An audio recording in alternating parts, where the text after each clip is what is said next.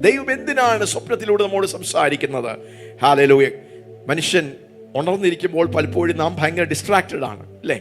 പല കാര്യങ്ങളാൽ, ഈ പഞ്ചേന്ദ്രിയങ്ങളാൽ നിയന്ത്രിക്കപ്പെടുകയാണ്. ഈ ജീവിതത്തിന്റെ തിരക്കിൽ പലപ്പോഴും നാം ദൈവത്തിന്റെ മെസ്സേജുകൾ പ്രാപിക്കുവാൻ പലപ്പോഴും നാം കഴിയാതെ പോകുന്നു.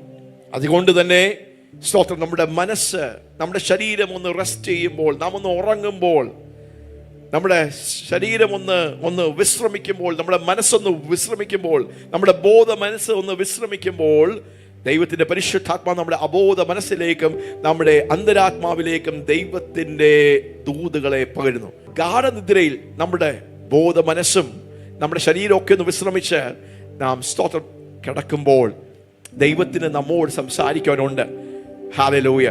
ദൈവത്തിന്റെ ദൂതുകൾ, സ്തോത്രം, ദൈവത്തിന്റെ വാർണിങ്ങുകൾ, താക്കീതുകൾ, മുന്നറിയിപ്പുകൾ, നമ്മുടെ ജീവിതത്തിലുള്ള ദൈവത്തിന്റെ പ്ലാനുകൾ, അതെല്ലാം ദൈവം നമ്മോട് അറിയിക്കുകയാണ്. സ്തോത്രം. മനുഷ്യൻ അഹങ്കരിച്ചു പോകാതെ, നാം പാപത്തിൽ കുടുങ്ങിപ്പോകാതെ, നാം പിശാചിന്റെ വഞ്ചനയിൽ അകപ്പെട്ടു പോകാതെ, ദൈവത്തിന്റെ ന്യായവിധി നാം മർദ്ദലിച്ച് ദൈവത്തിന്റെ വചനം, ദൈവത്തിന്റെ വ്യവസ്ഥ ദൈവം നമ്മോട് അറിയിക്കുകയാണ്. സ്തോത്രം.